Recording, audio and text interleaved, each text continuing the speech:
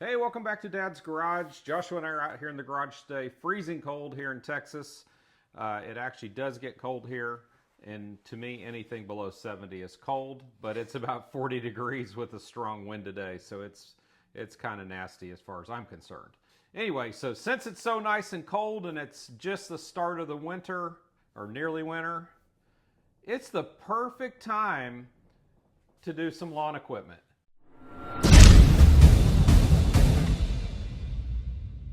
So this thing was on sale on the Black Friday over at Home Depot. We've been edging with a weed eater, and it's just a real pain considering the amount of area that we have to cover.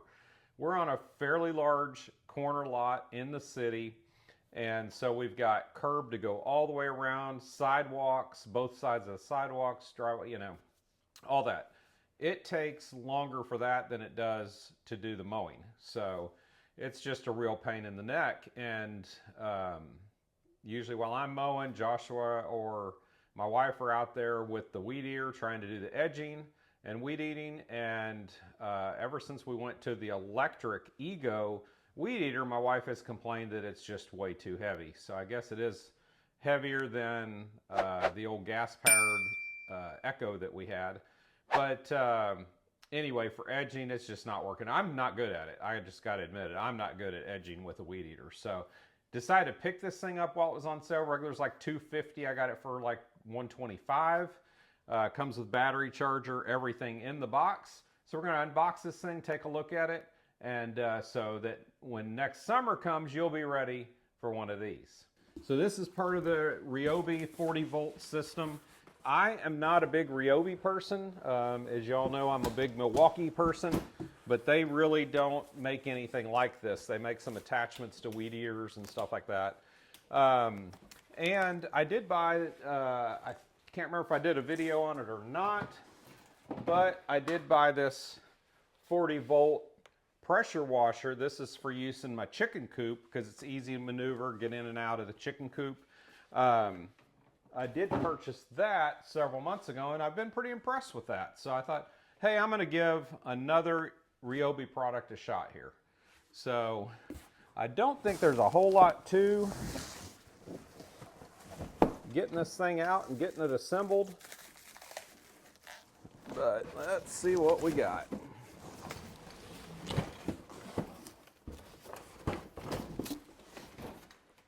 If you'll go ahead and get that box moved. Remember, there's chargers and stuff in there, so don't throw it.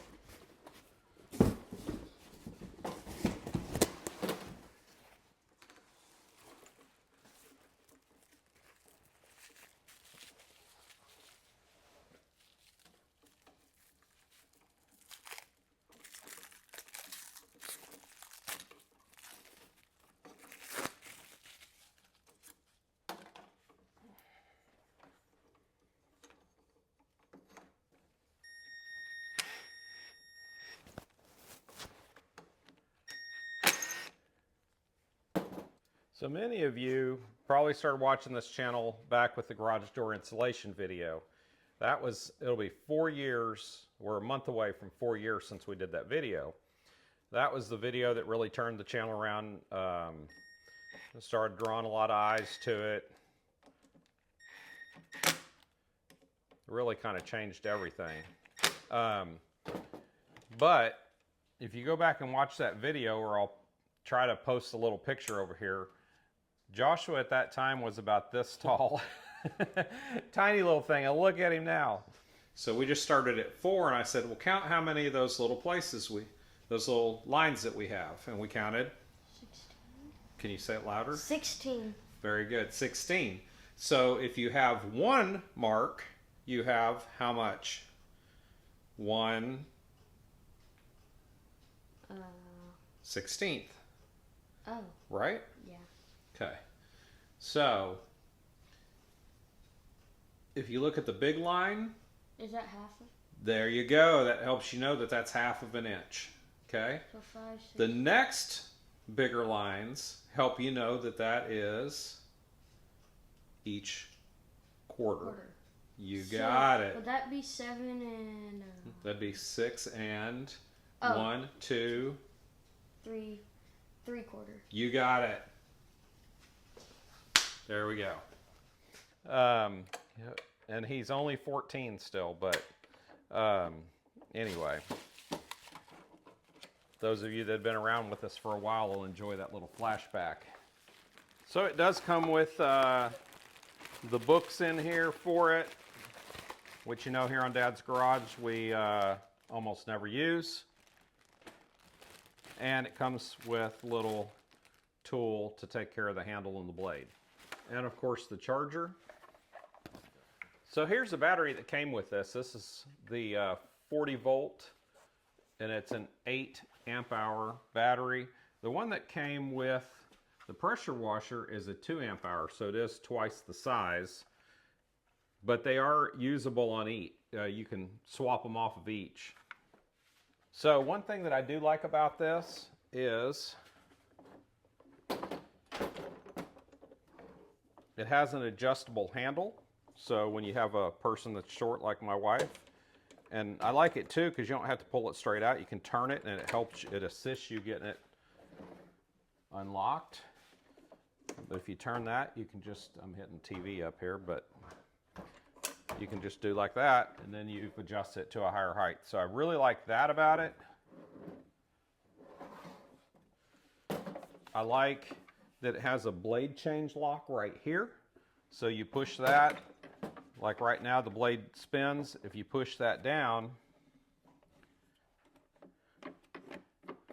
it'll lock the blade so you can change it to get it on and off. So that's real nice too. You don't have to like insert a screwdriver or anything like that. It actually has a lock. Has this edge guide. So what this does is allows this edge guide to go deeper. So if you want to go deeper or more shallow, you can adjust it right there. The other thing that I thought was real interesting about this one that really kind of was a big deal to me is I've always had trouble with the curbs. Well, with the curbs with edgers, a lot of times it's just really wonky to try to deal with. With this one, what you have here is a wheel that will actually drop down. Right here on the handle, you have your blade speed adjustment. And then you got your handles. It's ambidextrous, so you can operate that. You do have to push the button, though, too, for the blade to be working. So real quickly here, we're going to go ahead and take, because this new battery is not charged yet, it's totally dead, I'm going to take the one off our pressure washer, which is full. It won't last as long, but at least it will give us an idea of how this stuff operates. So it does have a lid here that's spring-loaded to bring it back to close, but you just slide the battery in. It's very self-explanatory, very simple. That's closed. And then, I'll go ahead and drop the wheel so we don't cut up our toolbox here. Okay, so this right now is the slowest speed. Go ahead and pick up the speed, Joshua. That's about halfway. That's half, okay. All right.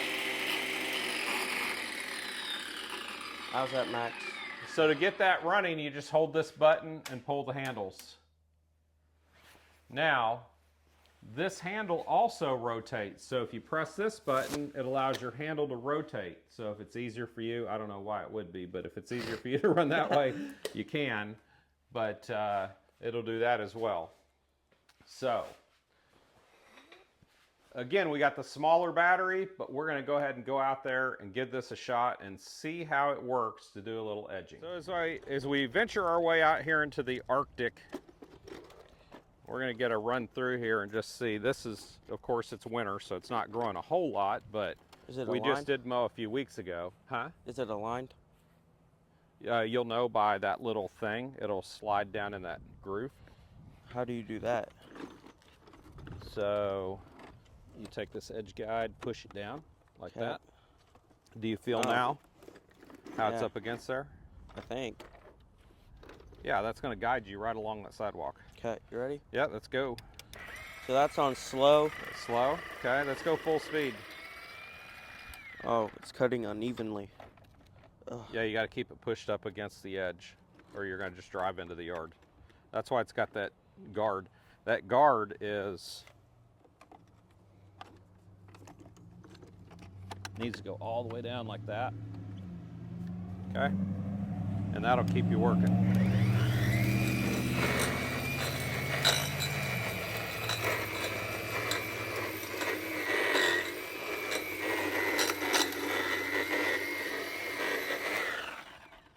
Okay, so now Joshua's going to demonstrate the wheel drop feature, which is kind of cool. This is the part I thought was real cool about it.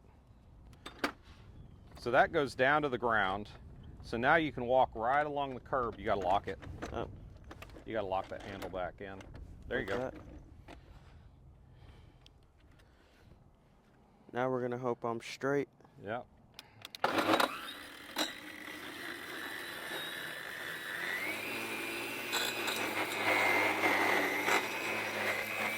You're not straight. I'm not. No, you're going out in the middle of the yard.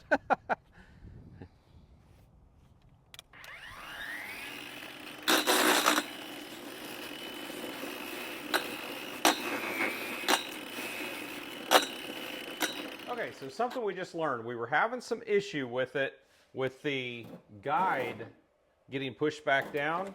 And we just, if we would have read directions, we would have known that you have to rotate this forward to lock it in place. So this is kind of multi-purpose here. This thing not only cleans the dirt and grass out from under it, but it also locks the height position into place. So if you got it back here, it's just going to collapse. If you have this thing all the way down, then you rotate this forward, it locks this thing in position so it doesn't collapse on you. So there's the answer to that. Anyway, it's dead of winter, almost, and we can't do a whole lot of testing with it, and it's going to be here in Texas probably March, so another 3 months, 4 months before we get a real good test on it. But it seemed like it did a good job, and it was easy to use for the most part. I think the biggest problem Joshua was having was keeping the guide